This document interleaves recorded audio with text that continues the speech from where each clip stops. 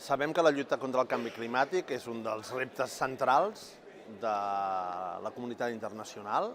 És un repte comú a tots els continents, a totes les regions, a tothom, a països rics, països de rendes mitjanes, països de rendes baixes, estan patint les conseqüències del canvi climàtic i, per tant, és un repte al qual s'ha de donar resposta a escala global.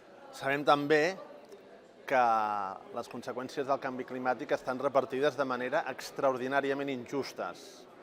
Els països que pateixen més les conseqüències del canvi climàtic són els que menys contaminen. De fet, el 20% de la població del planeta és el responsable del 80% de les emissions. Per tant, tenim el deure, l'obligació ètica política d'impulsar polítiques de suport a aquells països que, sent els més perjudicats pel canvi climàtic, en són els menys responsables.